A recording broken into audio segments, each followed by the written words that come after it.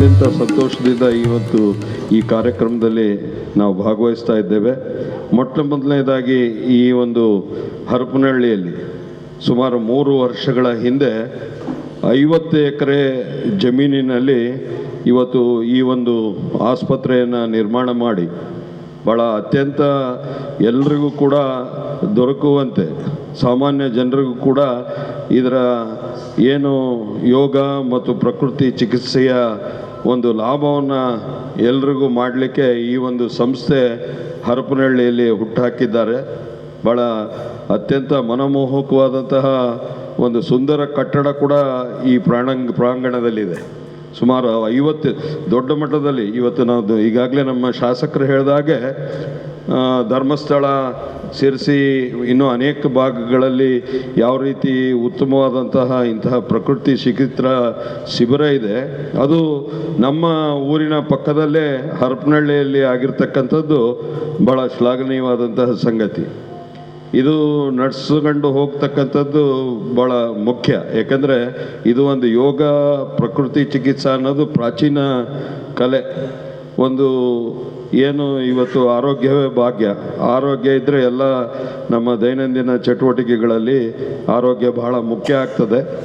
ಆ ಒಂದು ದಿಸೆಯಲ್ಲಿ ಇವತ್ತು ನಾವೆಲ್ಲ ಇಂಗ್ಲೀಷ್ ಮೆಡಿಷನ್ಗೆ ವ್ಯಾಮೋಹ ಹೋಗ್ಬಿಟ್ಟಿದೆ. ಏನೇ ಆದರೂ ಕೂಡ ಒಂದು ಮನೆಗಳಿಗೆ ಇಮ್ಮಿಡಿಯೇಟಾಗಿ ಗುಳಿಗೆಗಳನ್ನು ತಗೊಳ್ತೇವೆ, ಅದನ್ನು ಪರಿಶೀಲಿಸಿ ಅದರ ಸದುಪಯೋಗವನ್ನು ಪಡ್ಕೊಳ್ತೇವೆ. ಆದರೆ ಪ್ರಾಕೃತಿಕವಾಗಿ ಬಂದಿರತಕ್ಕಂಥ, ಈಗ ನೋಡಿ, ರೈತ 24 ತಾಸು ಅವನು ಹೊಲದಲ್ಲಿ ಜಮೀನಿನಲ್ಲಿ ತನ್ನ ದುಡಿಮೆ ಮಾಡಿ ಆ ಮಣ್ಣಿನ ಪ್ರಕೃತಿ ಹೇಗಿರ್ತದೆ ಅಂದರೆ ಅವನಿಗೆ ಗೊತ್ತದು. ಯಾಕಂದರೆ ಅವನು ಆ ಮಣ್ಣಿನಲ್ಲಿ ಬೆಳಗಿನಿಂದ ಸಂಜೆವರೆಗೂ ಅದನ್ನು ಪ್ರಾಮಾಣಿಕವಾಗಿ ದುಡಿದು ಆ ಮಣ್ಣಿನ ಚಿಕಿತ್ಸೆ ಕೂಡ ಅವನಿಗೆ ಆಟೋಮೆಟಿಕ್ ಆಗ್ತದೆ. ಆ ನಿಟ್ಟಿನಲ್ಲಿ ಇವತ್ತು ಅನೇಕ ಥೆರಪಿಗಳನ್ನು, ಮಡ್ ಥೆರಪಿ ಇರ್ಬೋದು, ಮತ್ತು ಹೈಡ್ರೋಥೆರಪಿ ಇರ್ಬೋದು, ಅಕ್ಯುಪಂಕ್ಚರ್ ಇರ್ಬೋದು, ಫಿಸಿಯೋಥೆರಪಿ, ಯೋಗ ಥೆರಪಿ, ಮಸಾಜ್ ಥೆರಪಿ, ಹೀಗೆ ಹಲವಾರು ಚಿಕಿತ್ಸೆಗಳನ್ನು ಒಂದು ಪ್ರಾಕೃತಿಕವಾಗಿ ಮಾಡಿಕೊಡ್ತಕ್ಕಂಥದ್ದು ಭಾಳ ಮುಖ್ಯ. ನಾನು ಒಂದು ಪ್ರಾಧ್ಯಾಪಕರಲ್ಲಿ, ಇದರ ಮುಖ್ಯಸ್ಥರಲ್ಲಿ ವಿನಂತಿಯನ್ನು ಮಾಡ್ಕೊಳ್ತೇನೆ. ಇದರ ಉಪಯೋಗ ಎಲ್ರಿಗೂ ಗೊತ್ತಾಗಬೇಕಾದ್ರೆ ನೀವು ಪತ್ರಿಕೋದ್ಯಮದ ಸನ್ಮಿತ್ರರನ್ನು, ಜನಪ್ರತಿನಿಧಿಗಳು ಮತ್ತು ಪತ್ರಿಕೋದ್ಯಮದ ಮಿತ್ರರನ್ನು ಆ ಒಂದು ಪ್ರಕೃತಿ ಚಿಕಿತ್ಸಾ ಇದಕ್ಕೆ ಉಚಿತವಾಗಿ ನೀಡಿದಲ್ಲಿ ಅವರು ಕೂಡ ತಮ್ಮ ಪತ್ರಿಕೆ ಮೂಲಕ ಅದರ ಒಂದು ಪ್ರಚಾರವನ್ನು ಕೊಡ್ತಾರೆ. ಅದರ ಸದುಪಯೋಗ ಸಾರ್ವಜನಿಕರಿಗೆ ಆಗ್ತದೆ.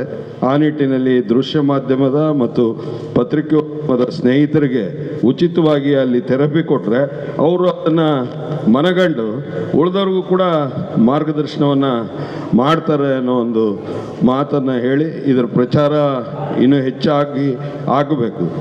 ಇಂತಹ ಒಂದು ಪ್ರಾಚೀನ ಪ್ರಕೃತಿ ಚಿಕಿತ್ಸಾ ಶಿಬಿರಗಳು ಹಳ್ಳಿಗಳಲ್ಲಿ ಆಗಿ ದೇಶವ್ಯಾಪಿ ಇದರ ಉಪಯೋಗವನ್ನು ಪಡೆದುಕೊಳ್ಳುವಂಥ ಶಕ್ತಿ ನಮ್ಮೆಲ್ಲರಿಗೂ ಸಿಗಲಿ ಅನ್ನೋ ಮಾತನ್ನು ಈ ಸಂದರ್ಭದಲ್ಲಿ ಹೇಳಿ, ಇವತ್ತು ಈ ಆಸ್ಪತ್ರೆ ಚೆನ್ನಾಗಿ ಜನರಿಗೆ ಉಪಯೋಗ ಆಗುವಂಥ ನಿಟ್ಟಿನಲ್ಲಿ ಕೆಲಸವನ್ನು ಮಾಡಲಿ, ಅದರ ಉಪಯೋಗ ಜನರಿಗೆ, ಸಾರ್ವಜನಿಕರಿಗೆ ಸಿಗಲಿ ಅಂತೇಳಿ ಮತ್ತೊಮ್ಮೆ ಚೇಂಬರ್ ಆಫ್ ಕಾಮರ್ಸ್ನ ಪರವಾಗಿ ನೀವು ಈ ಒಂದು ಸಂಸ್ಥೆಗೆ ಶುಭ ಹಾರೈಸಿ, ಪರಮ ಪೂಜ್ಯ ಗುರುಗಳಿಗೆ ವಂದಿಸಿ, ವೇದಿಕೆ ಮೇಲೆ ಇರ್ತಕ್ಕಂಥ ಎಲ್ಲ ಗಣ್ಯರಿಗೆ ವಂದಿಸಿ ನಾನು 2 ಮಾತನ್ನು ಮುಗಿಸ್ತಾ ಇದ್ದೇವೆ. ಜೈ ಹಿಂದ್, ಜೈ. ಹರಪನಹಳ್ಳಿಯಲ್ಲಿ ಇಷ್ಟೊಂದು ದೊಡ್ಡ ಪ್ರಕೃತಿ ಚಿಕಿತ್ಸಾಲಯ ಇದೆ ಅಂತಂದು ಭಾಳ ಜನಕ್ಕೆ ಗೊತ್ತೇ ಇಲ್ಲ. ನನಗೂ ಶಂಕರ್ ಕಟಾವ್ಕರ್ ಅವರು 50 ಎಕರೆಗೆ ಐತೆ ಅಂತ ಆಶ್ಚರ್ಯ ಆಯಿತು.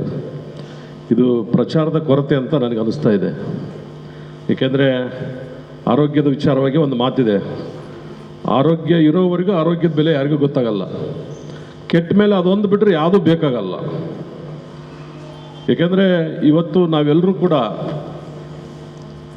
ಶೇಕಡಾನ ಹೇಳೋದು 90%ಗಿಂತ ಹೆಚ್ಚು ಜನ ಆರೋಗ್ಯವಾಗಿ ಇರಬೇಕು ಅಂತ ಆಸೆ ಇದೆ, ಅದರ ಅನುಷ್ಠಾನಕ್ಕೆ ತರಲ್ಲ. ಪ್ರಕೃತಿ ಚಿಕಿತ್ಸಾ ಆಸ್ಪತ್ರೆಗಳು ಭಾಳ ಅವಶ್ಯಕತೆ ಇದೆ ಇವತ್ತು. ಯಾಕಂದರೆ ನಾವು ತಿನ್ನುವಂಥ ಆಹಾರ ಆ ಥರ ಇದೆ, ಆಮೇಲೆ ನಾವು ಬದುಕ್ತಾ ಇರೋಂಥ ವಾತಾವರಣ ಆ ಥರ ಇದೆ. ನಮಗೆ ಬೇಡಾಗಿದ್ದು ತಲೆಗೆ ಹೋಗುತ್ತೆ, ಕಿವಿಯಾಗಿ ಹೋಗುತ್ತೆ, ಮನಸ್ಸಿಗೆ ಹೋಗುತ್ತೆ, ಮನಸ್ಸಿಗೆ ಘಾಸಿ ಆಗುತ್ತೆ. ನಾನು ಹಲವಾರು ರೈತರನ್ನ ಕೇಳ್ತೀನಿ, ನೀವು ಸೊಪ್ಪು ಬೆಳಿತೀರಿ, ತರಕಾರಿ ಬೆಳಿತೀರಿ, ಯಾವ ಥರ ಬೆಳಿತೀರಿ ಅಂತ. ದಾವಣಗೆರೆ ಸುತ್ತಮುತ್ತಲು ಹಳ್ಳಿಗಳಲ್ಲಿ ಕೆಲವರು ಸೊಪ್ಪು ಬೆಳ್ಕೊಂಬರ್ತಾರೆ. ದಿನ ಎಷ್ಟು ಸೊಪ್ಪು ಮಾಡ್ತೀವಿ ಅಂದ್ರೆ ಅವ್ರು ಹೇಳ್ತಾರಲ್ಲ ಲೆಕ್ಕನ. ಏನು ಮಾಡಿದ್ರಿ ಅಂದ್ರೆ, ಇಲ್ಲ ಮನೆಗೆ ಒಂದು 2 ಸಲ ಗೊಬ್ಬರ ಇಟ್ಕೊಂಡ್ಬಿಡ್ತೀವಿ, ವಾರಕ್ಕೆ 2 ಸಲ ಗೊಬ್ಬರ ಹಾಕ್ತವೆ, ಒಳ್ಳೆ ಚೆನ್ನಾಗಿ ಬರ್ತದೆ ಸೊಪ್ಪು. ಅಲ್ಲಿಗೆ ಇಂಡೈರೆಕ್ಟಾಗಿ ನಾವು ಗೊಬ್ಬರ ತಿಂದಂಗೆ. ಆರೋಗ್ಯ ಎಲ್ಲಿವರೆಗೂ ಚೆನ್ನಾಗಿರ್ತದಪ್ಪ ಅಂದರೆ, ನಮಗೆ ರೋಗ ನಿರೋಧಕ ಶಕ್ತಿ ನಮ್ಮ ದೇಹದಲ್ಲಿ ಎಲ್ಲಿವರೆಗೂ ಗಟ್ಟಿಯಾಗಿರುತ್ತೆ ಅಲ್ಲಿ ತನಕ ಮಾತ್ರ ನಾವು ಕಾಯಿಲೆಯಿಂದ ದೂರ ಇರ್ತೀವಿ. ಅದು ಬರೋದಂತೂ ಶತಸಿದ್ಧ. ಆದರೆ ಇಂಥ ಪ್ರಕೃತಿ ಚಿಕಿತ್ಸಾ ಕೇಂದ್ರಗಳಿಗೆ ನಾವು ಆಗಾಗ ಭೇಟಿ ಕೊಟ್ಟು ಪ್ರಕೃತಿದತ್ತವಾಗಿರ್ತಕ್ಕಂಥ ಚಿಕಿತ್ಸೆಯನ್ನು ಪಡೆಯೋದ್ರಿಂದ ಆ ರೋಗ ನಿರೋಧಕ ಶಕ್ತಿಯನ್ನು ಹೆಚ್ಚು ಮಾಡ್ಬೋದೇ ಹೊರತು, ನಾವು ತಿನ್ನುವಂಥ ಆಹಾರವನ್ನು ಸ್ವಚ್ಛ ಮಾಡಿ ತಿನ್ಬೋದೇ ಹೊರತು ಅದರ ಆಹಾರದಲ್ಲಿ ಯಾವ ರೀತಿ ಬೆಳೆದಿದೆ ಅಂತ ಅದನ್ನು ತಪ್ಪಿಸ್ಲಿಕ್ಕೆ ಯಾರಿಂದೂ ಸಾಧ್ಯ ಇಲ್ಲ. ಏಕೆಂದರೆ ಇವತ್ತು ಯಾವುದೇ ರೈತ ಗೊಬ್ಬರ ಹಾಕದೇನೆ ಬೆಳಿಲಿಕ್ಕೆ ಸಾಧ್ಯ ಇಲ್ಲ ಅನ್ನೋ ಮಟ್ಟಕ್ಕೆ ಇವತ್ತು ಕೃಷಿ ಬಂದು ನಿಂತಿದೆ. ಇವತ್ತು ಒಂದು ಎಣ್ಣೆಯಿಂದ ಹಿಡಿದು ಎಲ್ಲದೂ ಕೂಡ ಅಡಲ್ಟ್ರೇಷನ್ ಆಗ್ತಾ ಇದೆ, ಕಲಬೆರಕೆ ಆಗ್ತಾ ಇದೆ. ಈಗ ಆ ಕಾರಣಕ್ಕೋಸ್ಕರ ಮನುಷ್ಯ ಆರೋಗ್ಯವಾಗಿರಬೇಕು ಅಂದರೆ ಇಂಥ ಪ್ರಕೃತಿ ಚಿಕಿತ್ಸಾ ಕೇಂದ್ರಗಳು ಭಾಳ ಅವಶ್ಯಕತೆ ಇದೆ. ಇದನ್ನು ನಾವೆಲ್ಲರೂ ಕೂಡ ಬಳಸ್ಕೊಳ್ಬೇಕು. ಅದೇ ರೀತಿ ಪ್ರಕೃತಿ ಚಿಕಿತ್ಸಾ ಆಸ್ಪತ್ರೆ ಮತ್ತು ಸಂಶೋಧನಾ ಕೇಂದ್ರದವರು ಕೂಡ ಇದು ಹೆಚ್ಚು ಪ್ರಚಾರ ಮಾಡಬೇಕು. ಯಾಕಂದರೆ ನಮ್ಮಲ್ಲಿ ಭಾಳ ಜನ ನಮ್ಮಲ್ಲಿ ಸಿರ್ಸಿಗೆ ಹೋಗ್ತಾ ಇದ್ದಾರೆ, ಈಗ ಧರ್ಮಸ್ಥಳಕ್ಕೆ ಹೋಗ್ತಾ ಇದ್ರು, ಸಿರ್ಸಿಗೆ ಹೋಗ್ತಾ ಇದ್ರು. ಇನ್ನು ಹಣವಂತರು ಜಿಂದಾಲ್ನಲ್ಲಿ 6 ತಿಂಗಳು ವರ್ಷ ಮುಂಚೆ ಅಪಾಯಿಂಟ್ಮೆಂಟ್ ತಗೋಬೇಕು. ಅದು ಇಮಿಡಿಯೇಟಾಗಿ ಹೋದ್ರೆ ಸಿಗಲ್ಲ. ಅದು ಭಾಳ ದುಬಾರಿ ಆಗಿರ್ತಕ್ಕಂಥ ಚಿಕಿತ್ಸೆ, ಅದನ್ನು ನಾವು ಕೇಳಿದ್ದೀವಿ. ಹಾಗಾಗಿ ನಮ್ಮ ಪಕ್ಕದಲ್ಲೇ ಹರಪನಹಳ್ಳಿ ಇರ್ತಕ್ಕಂಥ ಇಂಥ ಚಿಕಿತ್ಸಾ ಕೇಂದ್ರವನ್ನು ನಾವೆಲ್ಲರೂ ಕೂಡ ಬಳಸ್ಕೊಳ್ಬೇಕು. ಇನ್ನು ಇದಕ್ಕೆ ಹೆಚ್ಚು ಪ್ರಚಾರ ಆಗಬೇಕು.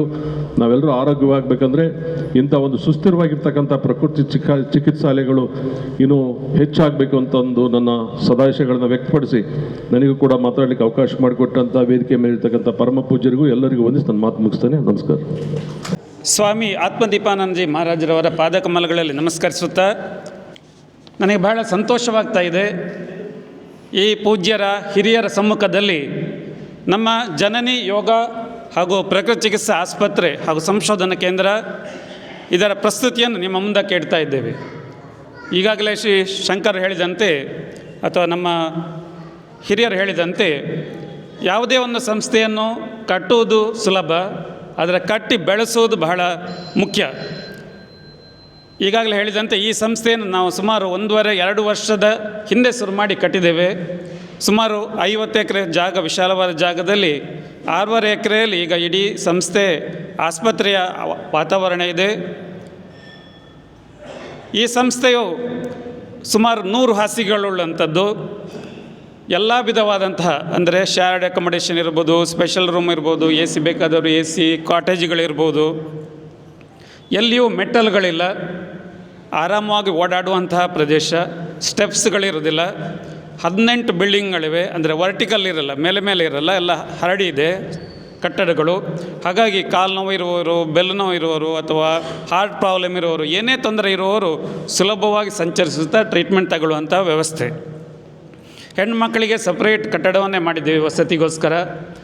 ಚಿಕಿತ್ಸಾ ವಿಧಾನವಿದೆ.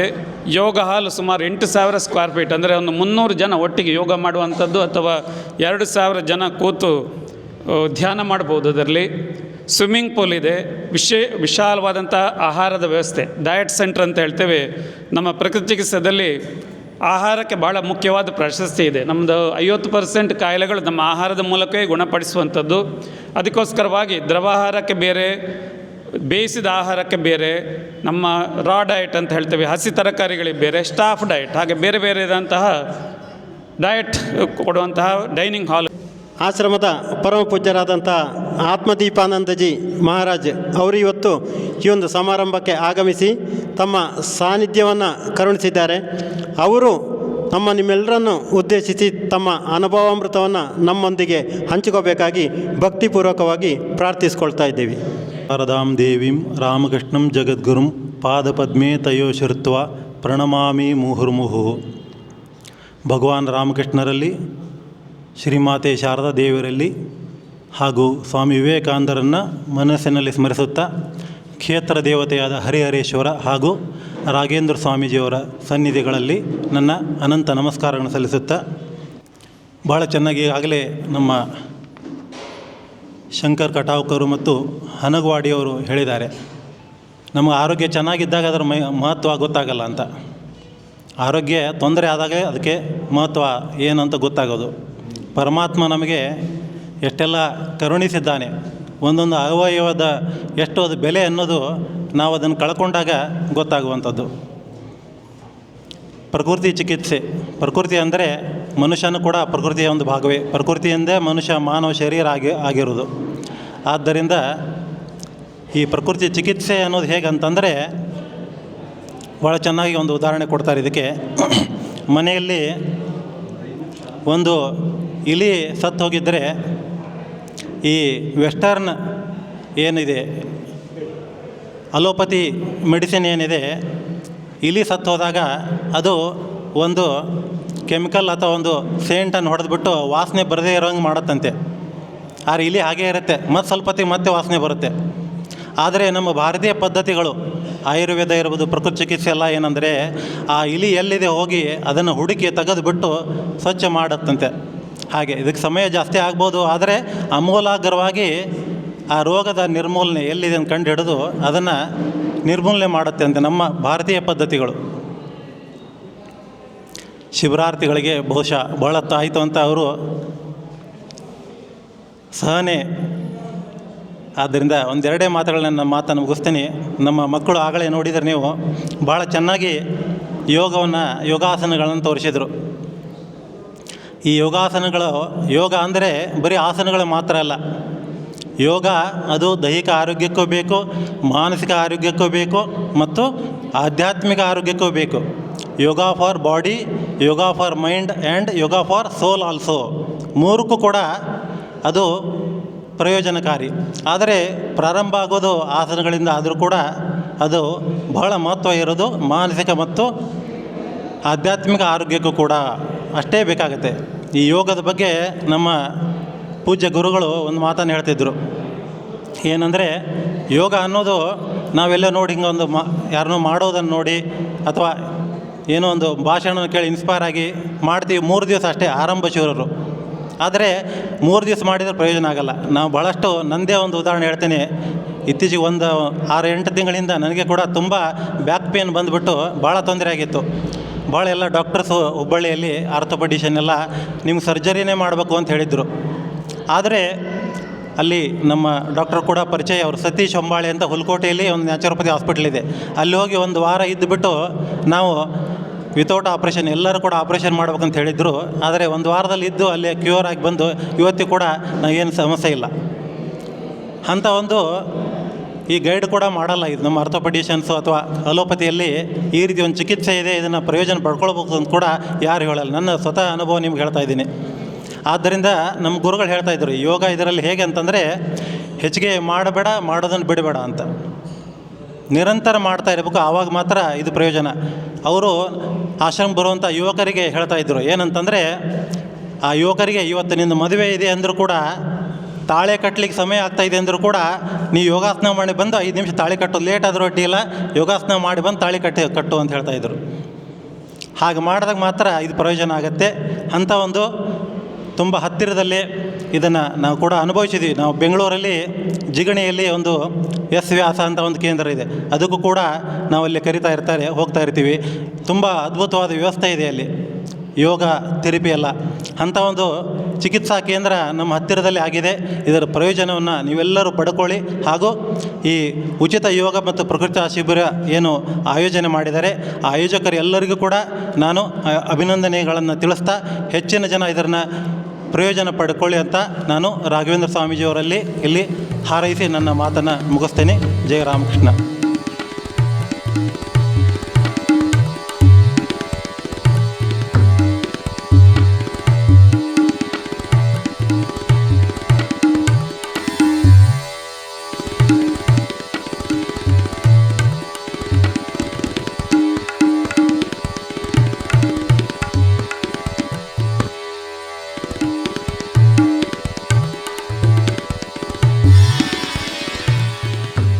ನಮಸ್ಕಾರ, ನಾನು ಡಾಕ್ಟರ್ ರಾಜೇಶ್ ಪಾದೇಕಲ್ ಅಂತೇಳಿ ಜನನಿ ಯೋಗ ಹಾಗೂ ಪ್ರಕೃತಿ ಚಿಕಿತ್ಸಾ ಆಸ್ಪತ್ರೆ ಹಾಗೂ ಸಂಶೋಧನಾ ಕೇಂದ್ರದ ಮುಖ್ಯ ವೈದ್ಯಾಧಿಕಾರಿ ಹಾಗೂ ನಿರ್ದೇಶಕ.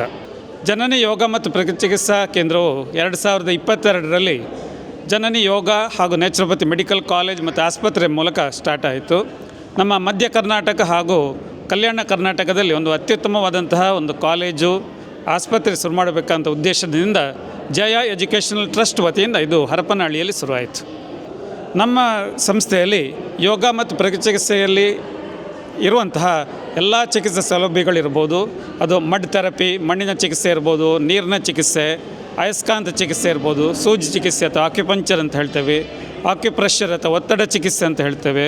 ಹಾಗೆ ಆಹಾರ ಚಿಕಿತ್ಸೆ, ಅಯಸ್ಕಾಂತ ಚಿಕಿತ್ಸೆ, ಅದರೊಟ್ಟಿಗೆ ಫಿಸಿಯೋಥೆರಪಿ ಇರುತ್ತೆ, ವ್ಯಾಯಾಮ ಚಿಕಿತ್ಸೆ ಇರುತ್ತೆ, ಜಿಮ್ ಹಾಗೂ ವಾಯು ಸ್ನಾನ, ಇಂಥದ್ದೆಲ್ಲ ಚಿಕಿತ್ಸೆಗಳನ್ನು ಒಳಗೊಂಡಂಥ ಒಂದು ಸಂಪೂರ್ಣವಾದಂಥ ಒಂದು ಚಿಕಿತ್ಸಾ ಕೇಂದ್ರ. ಈ ಕೇಂದ್ರದಲ್ಲಿ ನಮ್ಮ ಬಂದ ಆರೋಗ್ಯಾರ್ಥಿಗಳಿಗೆ ಅವರ ಆರೋಗ್ಯದ ಅನುಗುಣವಾಗಿ ನಾವು ಚಿಕಿತ್ಸೆಯನ್ನು ನೀಡ್ತೇವೆ. ಅಂದರೆ ಎಲ್ಲ ಕಾಯಿಲೆಗಳಿಗೆ ಔಷಧಿ ಅಗತ್ಯ ಇರಲ್ಲ. ಔಷಧಿ ಯಾವಾಗ ಬೇಕಂದರೆ ಅದಕ್ಕೆ ಈ ನಮ್ಮ ನ್ಯಾಚುರಲ್ ಮೆಥಡಲ್ಲಿ ಯಾವಾಗ ಟ್ರೀಟ್ಮೆಂಟ್ ಆಗಲ್ಲ ಆವಾಗ ಔಷಧಿ ಬೇಕಾಗುತ್ತೆ. ನಮ್ಮ ಪ್ರಕೃತಿ ಚಿಕಿತ್ಸೆಯಲ್ಲಿ ಅಥವಾ ಯೋಗ ಪದ್ಧತಿಯಲ್ಲಿ ಔಷಧಿ ಇಲ್ಲದೆ ಎಲ್ಲ ಮನೋದೈಹಿಕ ರೋಗಗಳನ್ನು ಗುಣಪಡಿಸ್ಬೋದು. ಹೆಚ್ಚಿನ ರೋಗಗಳಿಗೆ ಮನಸ್ಸಲ್ಲಿರುವಂಥ ಒತ್ತಡ, ಸ್ಟ್ರೆಸ್, ಟೆನ್ಷನ್ಗಳೇ ಮೂಲ ಕಾರಣ.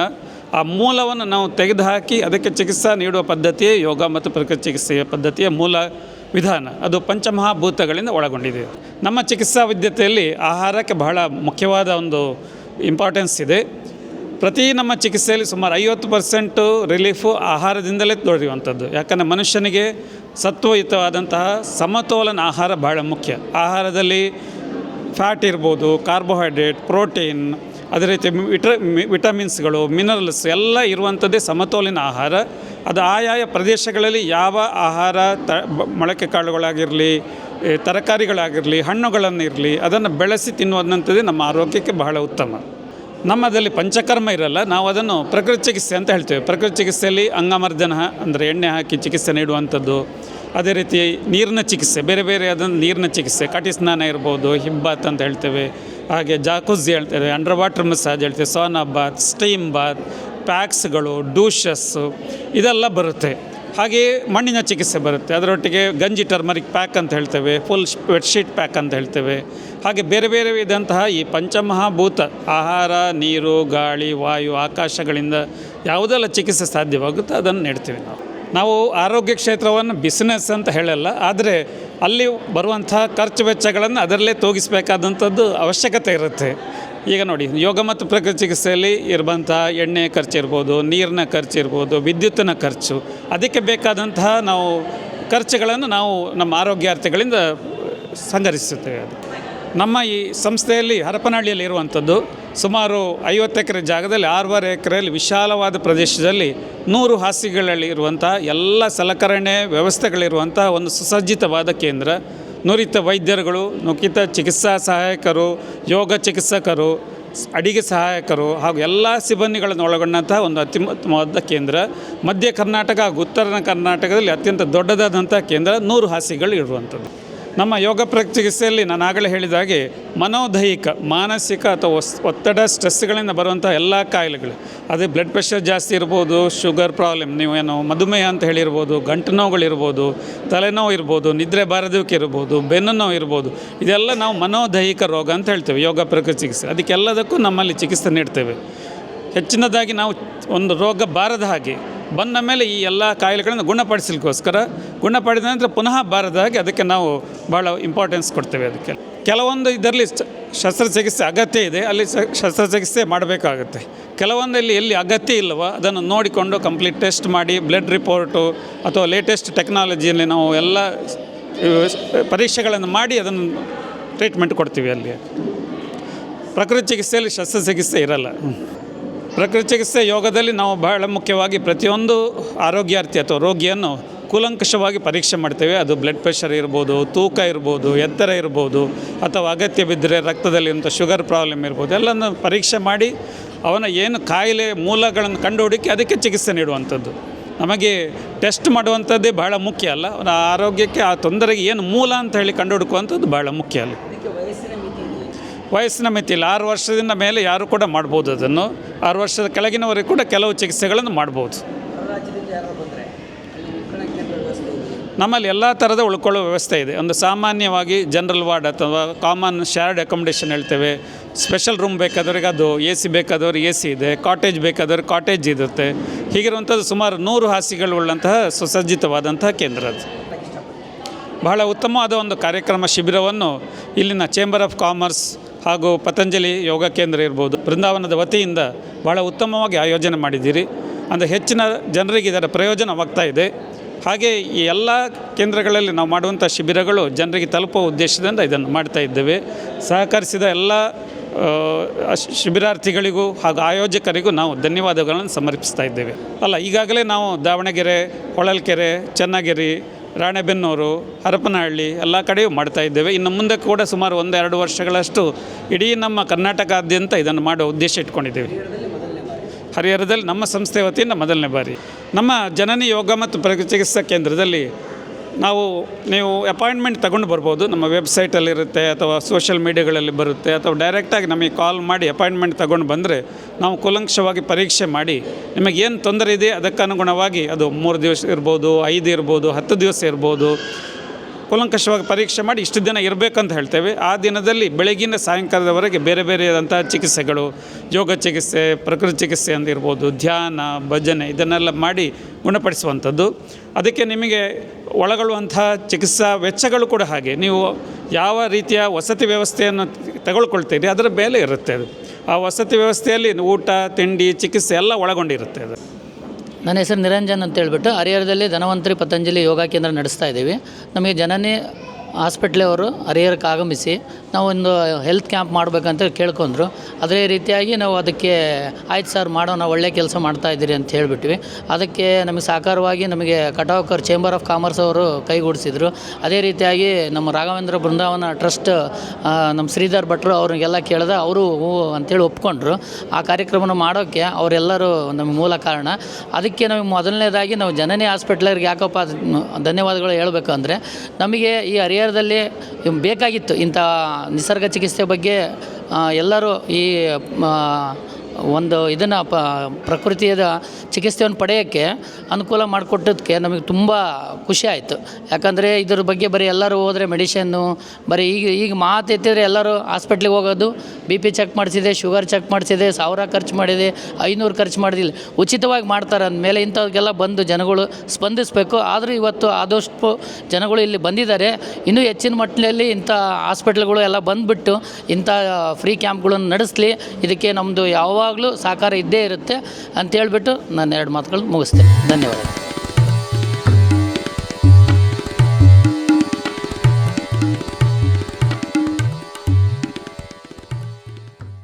ನಕ್ಷತ್ರ ಟಿವಿ ಲೋಕಲ್ ನ್ಯೂಸ್, ಇದು ನಿಮ್ಮದೇ ಧ್ವನಿ.